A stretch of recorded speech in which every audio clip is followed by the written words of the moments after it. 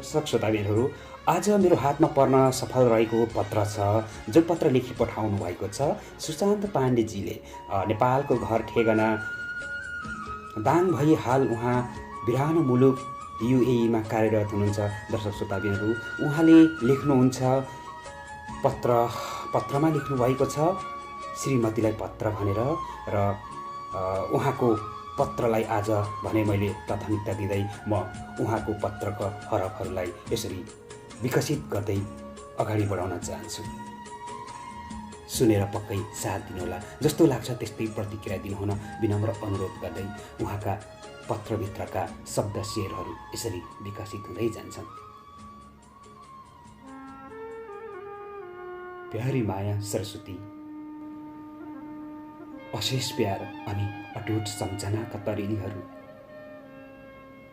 Miss you धेरै सम्झेको छु ल। आज लेख्दैछु म तिमीलाई पत्र। मेरा पत्रभित्रका शब्दहरू पुग अपुग के कस्तो हुन्छ तिमीले सुधारेर पढिदिनु है अनि बुझिदिनु है। औ सरस्वती, तिम्रो लागि केही दुई शब्द लेखिरहेको छु, पक्कै पनि स्वीकार्छौ भन्ने आशा लिएको छु। सुन न, सर्वप्रथम त मेरो मायामा कमी कमजोरीको महसुस भएमा मलाई सुधार्ने पुरा गर्ने मौका त पक्कै दिन्छौ नि है। मबाट गल्ती भएमा सुधार्ने मौका त पक्कै दिन्छौ नि है। मलाई थाहा छ, हो मलाई थाहा छ तिमीले दिन्छौ र आशा पनि छ मेरी प्यारी सरस्वती। तिम्रै चिन्ता यति धेरै किन लाउँछ कुनी? मैले जुन दिनदेखि प्रेमको अनुभूति गरेँ त्यो दिनदेखि आफ्नो मन मस्तिष्कमा एउटा आकृति बनाए, एउटा सपना सजाए, एउटा संसार बनाए। आज त्यो आकृतिका रूपमा तिमीलाई पाउँदा साँच्चै मेरा सपना साकार हुँदैछन्, मेरो संसार रङ्गीन बन्दैछ। प्यारी सरस्वती, मुटुभरि माया छ तिमीलाई, आजीवन आजीवन मुटुभरि माया छ। साँच्चै अरूको जिन्दगीमा जीवन सङ्गिनी कतिको बेटर हुन्छन् त्यो मलाई थाहा छैन, तर साँच्चै तिमी बेटर छौ। सबै श्रीमती बेटर हुन्छन् कि हुन्न मलाई थाहा छैन, तिमी म भन्दा धेरै बेटर छौ। मैले कल्पेको आकृति भन्दा राम्रै श्रीमती पाएकी छु।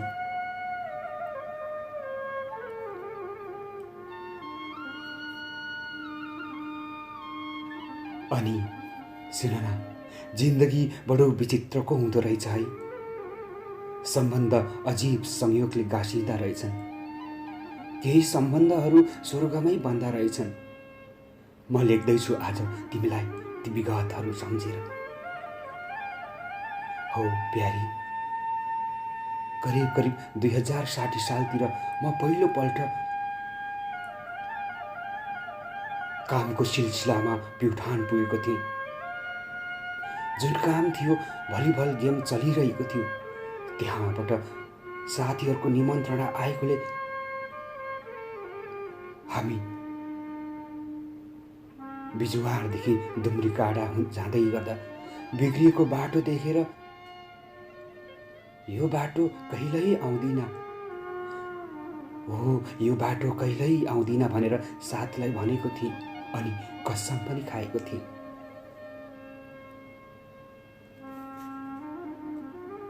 तर संयोग भन्ने कि भाग्य 1 वर्षपछि मेरो त्यही गाउँकोसँग विवाह भयो।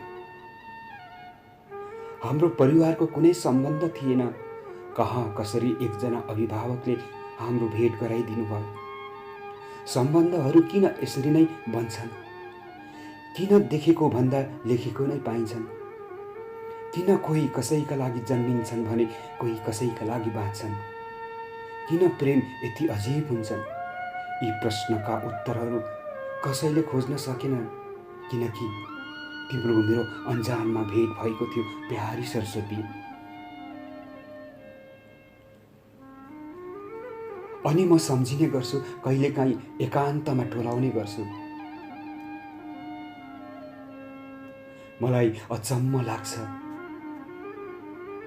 तिमीलाई थाहा छ, संसारमा प्रेमबारे लाखौं लेखहरू, कविता, शायरी, गजल लेखिएका छन्, गीतहरू लेखिएका छन्। ती लेख प्राय प्रेम अनि प्रेमिका बीचको बिछोडमा आधारित हुन्छन्, तर श्रीमान श्रीमती बारे निकै कम लेखिएको छ। किन हो थाहा छैन। किन एउटा श्रीमतीको श्रीमान प्रतिको प्रेम कवितामा व्यक्त हुँदैन? किन श्रीमानले श्रीमतीको लागि प्रेम पत्र लेख्दैनन्? किन गीतहरू गाइँदैनन्? किन गीतहरू बज्दैनन्? थाहा छैन। तर यहाँ भने श्रीमान श्रीमतीको प्रेम शान्त अनि असल हुँदो रहेछ। हो, त्यसैले त हामी मायामा चुर्लुम्म डुबेको छौँ। सरस्वती, अनि सुन न, हाम्रो प्रेमको सम्पूर्ण श्रेय तिमीलाई जान्छ। किन थाहा छ? किनकि तिमीले मैले भन्दा कम कम्प्लेन गर्छौ अनि मैले भन्दा बढी कम्प्रोमाइज गर्छौ। सायद यही भएर त होला हाम्रो प्रेम सन्तुलित छ। श्रीमानको सोच्ने तरिकाको आधारमा तर्क अनि इगोमा टिकेको हुन्छ, अनि श्रीमतीको सोचाइ इमोसन, भावना अनि हेरचाहको आधारमा टिकेको हुन्छ। हामी पनि अपवाद होइनौँ, हाम्रो सम्बन्ध पनि अपवाद होइन। हो, हामी पनि अपवाद होइनौँ, हाम्रो सम्बन्ध पनि अपवाद होइन। यही आधार प्राकृतिक रहेछन्, हामीमा पनि लागु हुँदो रहेछ। त्यसैले त तिमी आफ्नो परिवारका लागि आफ्नो ठुलो करियर छाड्न सक्ने हैसियत राख्छौ, तर म सक्दिनँ। सायद त्यसैले त तिमी आफ्ना खुसीहरू आफ्नो परिवारको निम्ति त्याग गर्न सक्छौ, म सक्दिनँ। तिम्रो अगाडि कायर छु, स्वार्थी छु अनि कमजोर छु। त्यति मात्रै नभएर तिम्रा तारिफमा शब्दहरू खर्चन समेत लोभी छु, तर पनि तिमी सहर्ष स्वीकार्छौ। मैले तिमीलाई धेरै बुझेको छु। हो, मैले तिमीलाई धेरै बुझेको छु, त्यसैले त हामी अघि बढेका छौँ।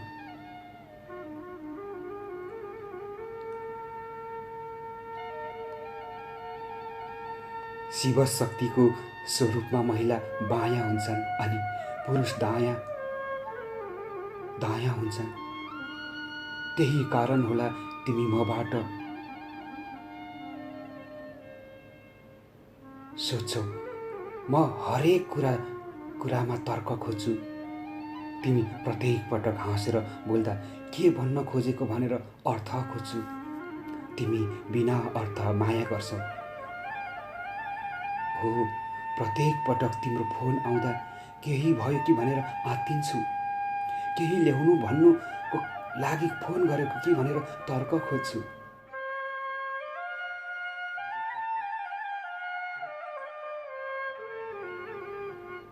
तर मेरो तर्क तिम्रो इमोसनको अगाडि सधैँ असफल भएको छ। मेरो इगो तिम्रो केयरको अगाडि सधैँ हारेको छ। प्यारी सरस्वती पाण्डे, हामी घुम्न जाँदा म कहिल्यै कस्तो देखेँ भनेर सोध्दिनँ। सायद पुरुषभित्रको इगोको कारणले होला प्यारी। तिमी जस्तो सुकै झगडा परे पनि म कस्ती देखेको छु भनेर कहिल्यै भनेनौ। त्यहाँ तिम्रो इमोसन काम गर्छ प्यारी। यो सबै प्रकृति रहेछन्। हाम्रा धेरै कुराहरू मिल्दैनन्, त्यही भएर त सायद हामी मिल्छौँ। सेतोसँग कालोको सन्तुलन, आगोसँग पानीको सन्तुलन भने झैँ। एक अर्काको फरक कुरालाई हामी सहर्ष स्वीकार्छौँ, कम्प्लेन होइन, कम्प्लिमेन्ट गर्छौँ। श्रीमान श्रीमतीको सम्बन्ध सायद यसरी नै टिक्छ होला प्यारी।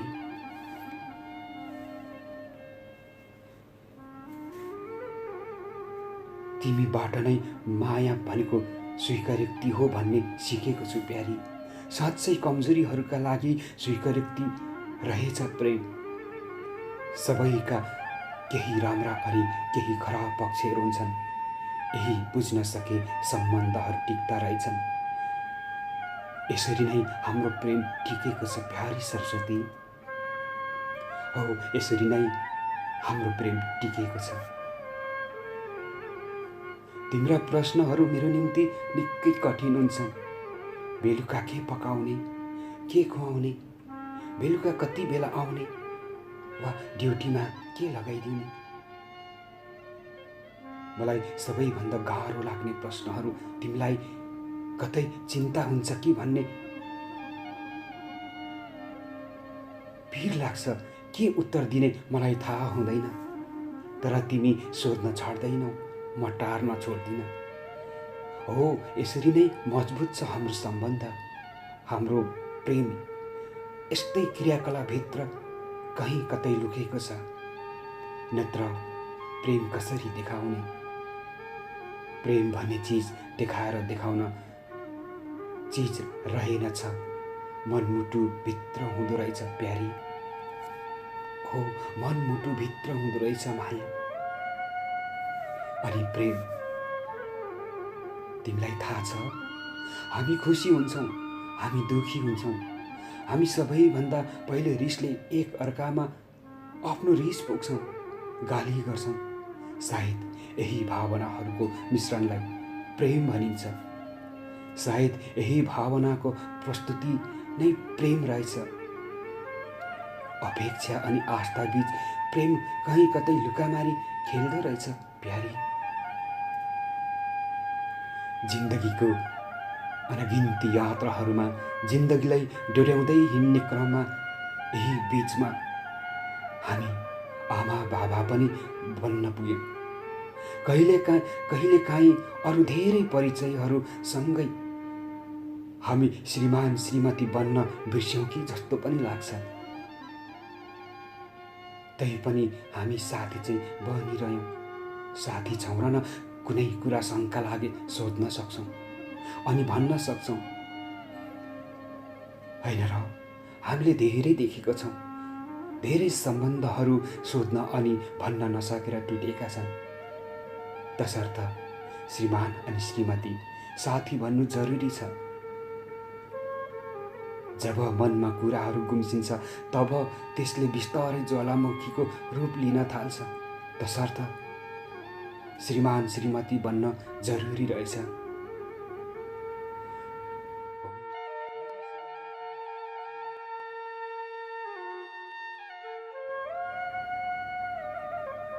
हो, मैले श्रीमतीको रूपमा साथी पाउनु साँच्चै भाग्यको कुरा हो। श्रीमतीमा प्रेमिका पाउनु झन् सौभाग्यको कुरा हो। मैले त तिमीमै साथी अनि प्रेमिका, तिमीमै श्रीमती पाएको छु। त्यसैले त म मेरो काममा चुल्लुममा डुब्न पाएको छु। सबै कुरा बिर्सिएर आफ्नो कार्य, आफ्नो कर्तव्यलाई पुरा गर्न सकेको छु। हाम्रो जीवन अगाडि बढाउन पाएको छु।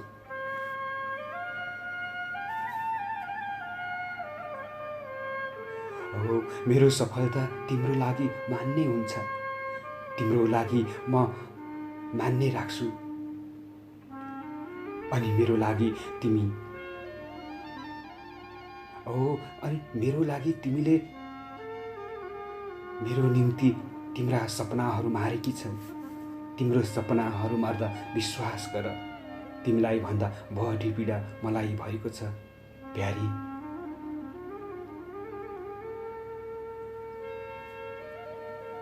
हो, मेरो सफलता तिम्रो लागि मान्ने हुन्छ, तिम्रो सफलता मेरो लागि। अनि तिमीले मेरो निम्ति तिम्रा सपनाहरू मारेकी छौ। तिम्रा सपनाहरू मर्दा विश्वास गर, तिमीलाई भन्दा बढी पीडा मलाई भएको छ। हो प्यारी, एक दिन ती सपनाहरू तिम्रो झोलीमा ल्याएर राख्ने सपना बोकेको छु। तिम्रो सफलताको कारण म समर्थक बन्ने लक्ष्य बोकेको छु।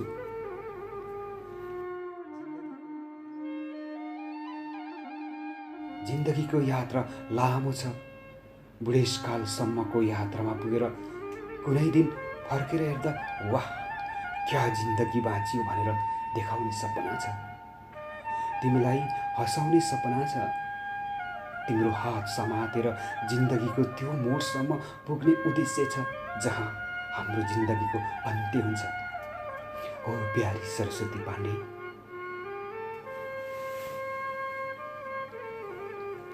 श्रीमान श्रीमतीको सम्बन्ध दुईवटा खुट्टाको जस्तो हुँदो रहेछ। एउटा खुट्टा अघि बढ्दा अर्को पछाडि रहँदा पनि खुसी रहने, अनि अगाडिको खुट्टा टक्क रोकिँदा पछाडिको खुट्टा अगाडि बढ्ने। जीवन यही यात्रा रहेछ।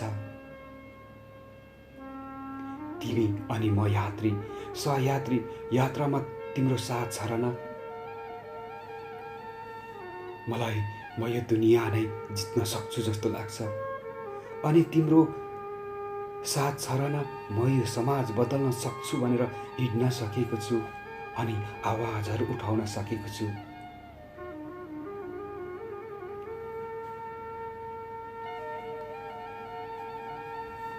हो, लेख्दैछु पत्र तिमीलाई प्यारी। शब्दहरू रोकिएका छैनन्, निरन्तर आइरहेका छन् मन मस्तिष्कमा। दौडिरहेका छन् कलमका यी खिस्साहरू अनि पल्टिरहेका छन् डायरीका पानाहरू। सलबलाइरहेका छन् यी थरथराट हातका औँलाहरू। यति लेख्दै गर्दा यही पत्रमा म दुई शब्द केही कुरा राख्न चाहन्छु। सुन त, पहिलो कुरा त जब जब तिमी म माइती जान्छु भन्छौ नि, मलाई त्यसै रिस उठ्छ। किन थाहा छैन, तर तिमी माइती नजाओस्, मेरै वरिपरि बसोस्, मेरो हेरचाह गरोस्, मलाई माया गरोस् भने झै लाग्छ। त्यसैले पो हो कि तिमी माइत जाने भन्ने बित्तिकै मलाई धेरै रिस उठ्छ। मलाई एक्लोपनको महसुस हुन्छ प्यारी। अनि अर्को कुरा सुन त,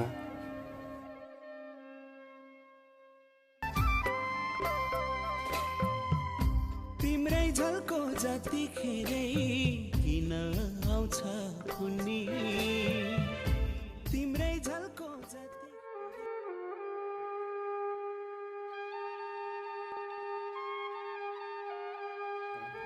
मलाई तिमीसँग जहिल्यै सपिङ गर्न जान गाह्रो हुन्छ।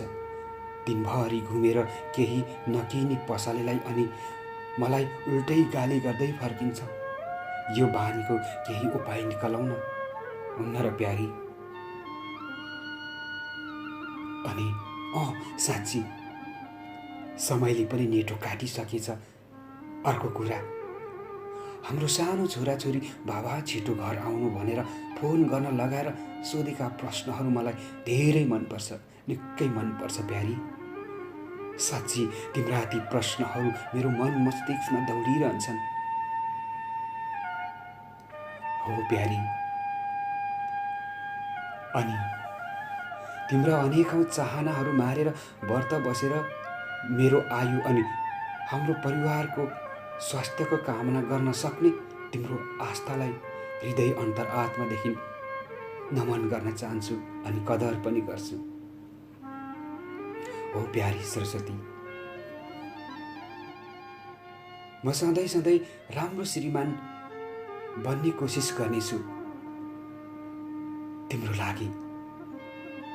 सरस्वती, धेरै धेरै माया छ, अविरल सम्झनाका प्यालाहरू, असीम प्यार। अनि सुन न, ओहो, समयले नेटो काटिसकेछ। यहाँ त रातको 12 बजिसकेछ। साथीहरू सबै सुतिरहेका छन्। 12 बजे त यहाँ लाइट बन्द गर्नुपर्छ। यी दौडिरहेका कलमका खिस्साहरू र पल्टिरहेका डायरीहरूलाई अनि सल्बलाइरहेका यी औँलाहरूलाई यही बन्द गर्न चाहन्छु। अनि यति हुँदाहुँदै यो लाइटलाई पनि म बन्द गर्न चाहन्छु। ए साँच्ची सुन न, एउटा कुरा भन्न त भुसुक्कै भुलेछु। सबैभन्दा पहिला तिम्रो आफ्नो ख्याल गर, अनि आफ्नो परिवार छोराछोरीको पनि उत्तिकै ख्याल गर। म सन्चै छु, म ठिक छु। सेलरी आएपछि त म पठाइहाल्छु नि है। अनि म मेरो कन्ट्याक्ट सकिएपछि फर्केर आउनेछु। आफ्नो ख्याल गरेस्। अर्को पत्रमा पुनः भेट्ने बाचाका साथ आजलाई म बिदा हुन चाहन्छु। साथीहरूलाई डिस्टर्ब भयो भने भोलि रिसाउँछन्। यति भन्दै यी कलमहरू अनि डायरी यही बन्द गर्दै बिदा हुन चाहन्छु है प्यारी सरस्वती।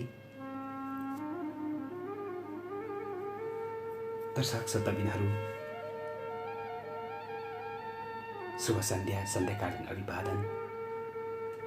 भर्खरै मैले जुन पत्रलाई वाचन गरेको थिएँ, जुन पत्र लेखी पठाउनु भएको थियो सुशान्त पाण्डेजीले, दाङ घर भई हाल बिरानो मुलुक युएईमा कार्यरत हुनुहुन्छ। उहाँका शब्दहरू साँच्चै यति छानिएका शब्दहरू छन्। साँच्चै शब्दभित्रका शब्दहरू छन्, अत्यन्तै मिठा शब्दहरू। सर्वप्रथम त सुशान्त पाण्डेजीलाई हृदय अन्तरात्मादेखि धेरै धेरै धन्यवाद दिन चाहन्छु, यति मिठो शब्दहरू उपलब्ध गराइदिनु भएकोमा। र दर्शक श्रोताबिनहरू, तपाईँहरूलाई मेरो कार्यक्रम कस्तो लाग्छ, जस्तो लाग्छ त्यस्तै प्रतिक्रिया दिनुहुन विनम्र अनुरोध गर्दै म तपाईँहरूकै समावेशी साथी सुजन लिम्बू तपाईँहरूबाट बिदा हुन चाहन्छु। तपाईँहरूको शुभ रहोस्, हरेक दिन, हरेक रात, हरेक साँझ, हरेक पल, हर पल शुभ रहोस् भन्दै बिदा हुन चाहन्छु। हवस् त, नमस्ते।